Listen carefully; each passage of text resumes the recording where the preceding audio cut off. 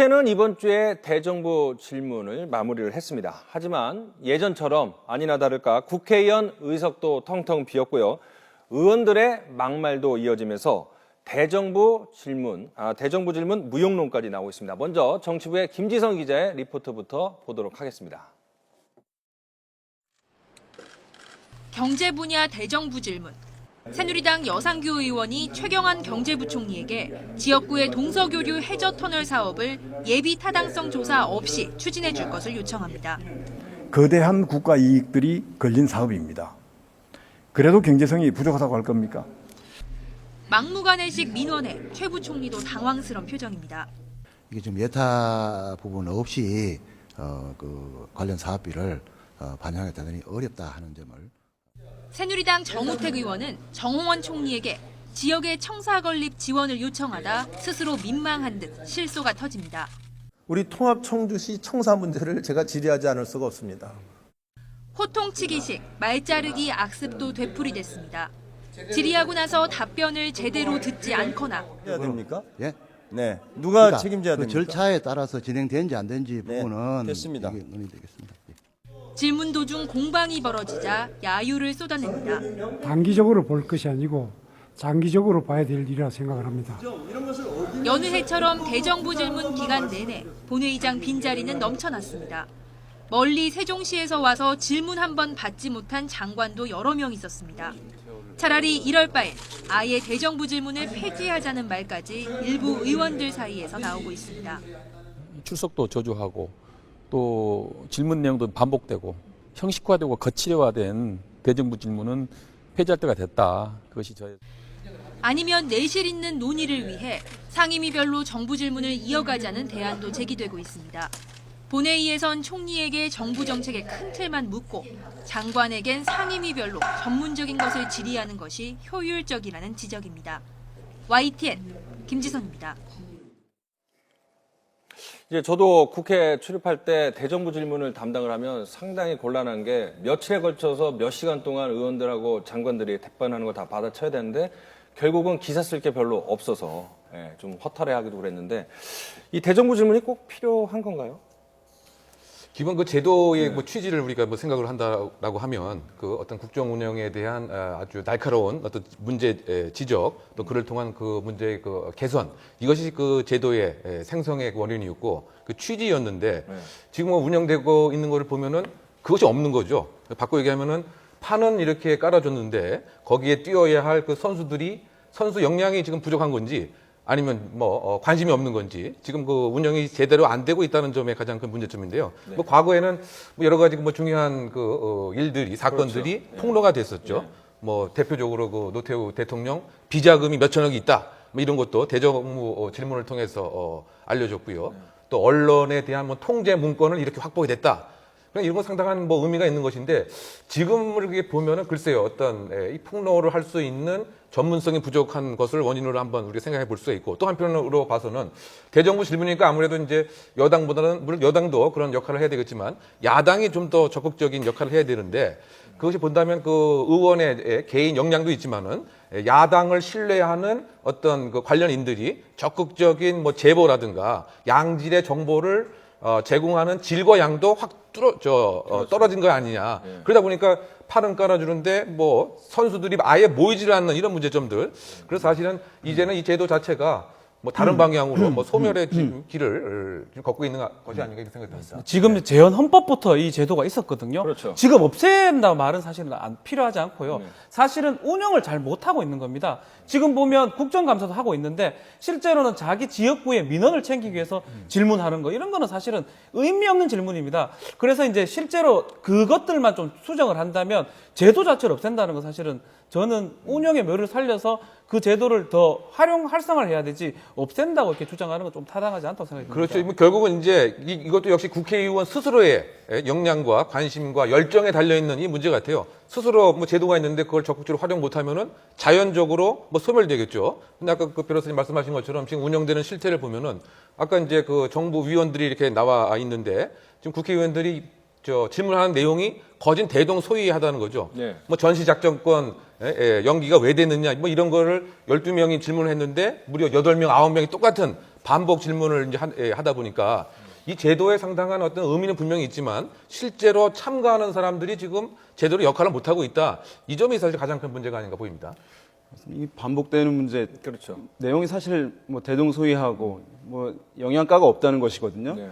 지난번에 11월 3일인가요? 그때도 보면은 통일 외교 안보 분야에 대해 대정부 질문이 있었는데 그때 나왔던 사람들이 12명인데 9명이 다 똑같이 전시작전 통제권, 환수 연기 사유에 대해서 물어봤습니다. 그러니까 이것을 사실 한 사람이 물어봐도 되는 것인데 어떤 정당 내에서 자율적으로 이것이 이제 정비가 안 되는 부분이 있는 것이고 또 답변도 사실 천편일률적인 경우들이 많이 있습니다. 이것이 질문도 그렇지만 답변도 검토하겠다. 네. 그것은 뭐 좀 자세히 알아보겠다. 이런 식으로 이제 끝나는 경우들이 많이 있어서 네.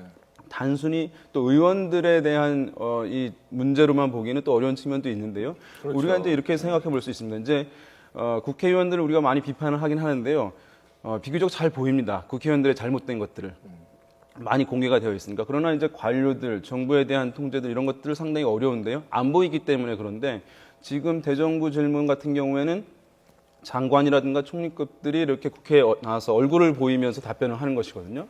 상당히 부담을 가질 수가 있는 것인데 이런 제도들이 없었을 때는 국회가 정부에 대한 견제나 통제 수단을 상당 부분 잃어버리는 것이거든요. 이것이 근본적으로는 의회의 전문성이 사실은 상당히 약화되었기 때문입니다. 그러니까 아까 말씀하셨지만은 정보 이력도 약하고 실제적으로 대안을 좀 제시하거나 논리로서 반박하거나 이렇게 해야 되는데 지금 이제 그런 것을 이제 역량이 딸리다 보니까 좀 부족한 부분이 있는데 그래서 의회 내에서 어떤 인력이라든가 기구, 지금 뭐 입법조사처가 있습니다만은 많이 약한 상황인데요. 이런 것들을 충분히 지원을 하고 그래서 실질적으로 대정부 질문이 정말 정부에 대한 견제와 통제가 될 수 있는 그런 뒷받침 필요하다고 생각합니다. 말씀하신 대로 국회의원만 잘못한 건 아니고 그 총리나 장관들도 답변이 부실하거나 회피하거나 또 최근에는 이 국회의원한테 같이 이렇게 손가락질도 하고 고성도 하고 짜증내는 경우도 있는데 부실 답변도 사실은 국회의원들의 수준, 질문 수준을 떨어뜨리는 한 요인이 될 것 같아요. 사실 국회법에 따르면 48시간 전에 질문서가 가도록 돼 있습니다. 그 질문서에 대해서 답변할 준비가 돼 있어야 되는데 질문서가 법에 따라서 가긴 가겠는데 답변하는 거 보면 답변이 거의 준비가 안 된 답변이 많거든요. 불성실하게. 그런 것도 장관이나 뭐 총리 부분도 문제가 있다고 봐야 되고요. 국회의원 같은 경우도 지금 제일 문제가 뭐냐면 의사 종족수라고 있습니다. 회의를 열라 그러면 기본적으로 국회의원, 제적의원의 이제 5분의 1, 60명이 들어와야 되는데 그 기본입니다. 회의를 열 수 있는 기본 요건인데 그거를 지금 못 열고 있다가 뭐 시간이 지나서 겨우 60명을 채웠다가 중간에 다 빠져나갔거든요. 몇 명. 그렇죠. 그러면 사실은 하다가도 그만해야 됩니다. 근데 이제 예외 조항 때문에 겨우겨우 이제 유지를 하고 있는데 실제로 60명 하는 건 정말 마지노선입니다. 미니멈을 지켜줘야 되는데 그것도 못 지키고 있다.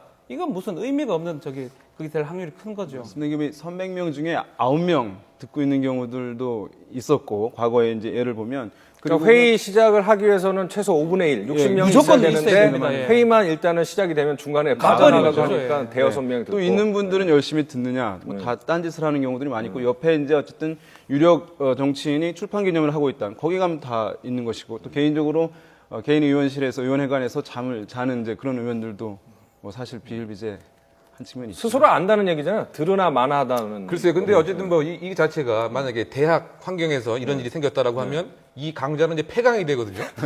왜냐하면 이제 학생들이 안 오는 거죠. 학생들이 안 오죠. 그 다음에 막상 이제 그 수업을 하는데 그 질문을 이제 하려고 하는데 학생들이 이제 공부를 해와야 질문을 하거든요. 질문하는 게 그렇게 쉽지가 않은 거죠.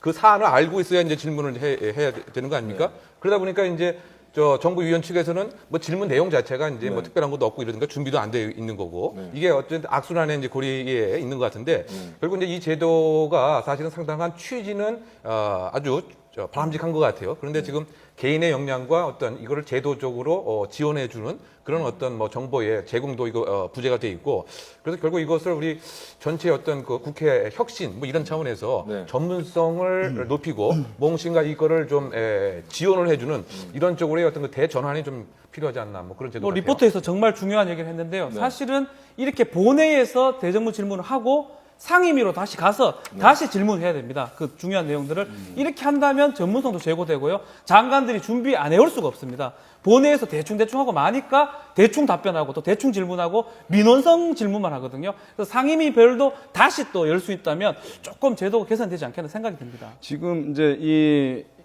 대정부 질문이 이루어지게 되면 상임위는 멈추게 되거든요. 네. 근데 그러면 상임위에서 실질적으로 장관들이라든가 이렇게 질문하고 답변을 얻어내는 것의 효과와 지금 현재 이루어지고 있는 본회의장에서의 대정부 질문의 효과를 비교해 보면 뭐 우리 변호사님 말씀하신 대로 어떤 작은 규모에서 실질적으로 대화가 오고 가고 토론이 오고 갈 수 있게 하는 것이 더 나을 수 있거든요. 그것도 국회에서 또는 방송사에서 이렇게 생방송으로 어쨌든 중계를 하면 되는 것이거든요. 그러면 어쨌든 국민의 눈이 모이고 있기 때문에 굉장히 충실하게 이루어질 수 있는 것이기 때문에 이런 상임위 멈추는 문제들 이거 다시 한번 고려해 볼 필요가 있겠고 또 소위원회라든가 또는 작은 규모의 청문회 이런 실질적인 제도로의 변화를 뭐 지금쯤이면 한번 고려해 볼 시간이 되지 않았나 이런 생각도 듭니다. 그 출입기자였을 때 이해가 안 되는 게 그 모든 발언 내용은 다 기록으로 남고 또 기자들도 계속 쳐다보고 있고 방청객들도 오는데 거기서 이제 대놓고 지역 민원을 하는 분들이 많은데 그거는 약간 국민을 좀 무시하는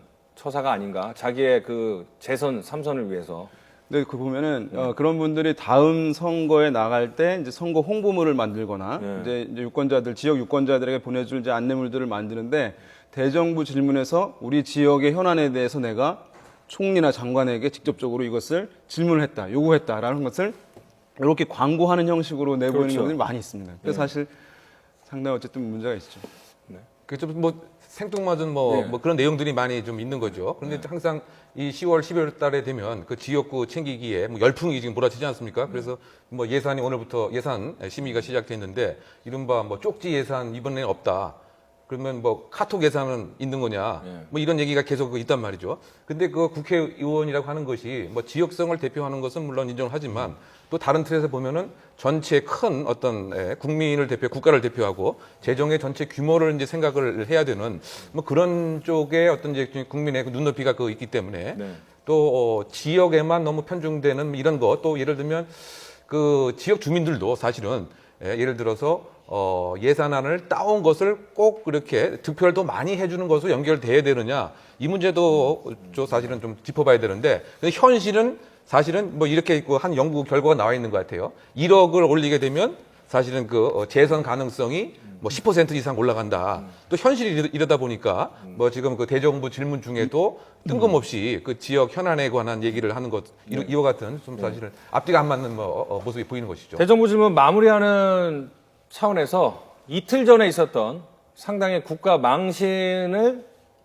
했던 그런 우리 국회의 모습을 한번 보도록 하겠는데요. 이틀 전 네덜란드 국왕이 이 대정부 질문에 참관을 했습니다. 아마 대한민국 국회는 어떻게 돌아가는지 배울 건 있는지를 보려고 왔을 텐데 당시 국회의원 수가 40명 조금 넘었다고 합니다. 그래서 방문했던 네덜란드 국왕이 상당히 무안했다.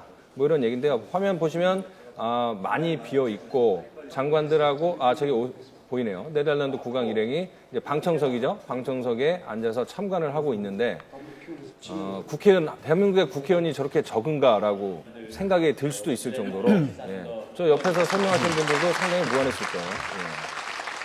열렬히 환영을 할 줄 알았더니 40명 남짓의 국회의원이 보고 저기 표정들이 뭐 말을 못 알아들어서 그럴 수도 있겠지만 상당히 황당했을 것 지루하구나. 같습니다. 국가 비상사태가 났는가 생각했지 않을까. 국회가 열리면 다른 외국 같으면 대부분 국회의원들이 와 있습니다. 특별한 경우가 아니고는 대부분 출석을 하는데 딱 봤을 때 아무도 없잖아요. 무슨 비상사태가 생겼나? 이렇게 오해하지 않았을까? 이렇게 좀 부끄럽기도 하고요. 의사 정독소는 뭐냐면 회의 열기 위한 기본 요건입니다. 그 60명이 와야 된다는 게 아니고 그거는 기본적인데 그것도 못 채우고 있으니까 창피한 노릇입니다. 그 예고된 방문이었기 때문에 사실은 예의에 어긋나는 행동이죠. 그쵸. 예의에 어긋나는 행동이기 때문에 우리 국회의원들이 좀 더 분발을 했으면 좋겠습니다. 예.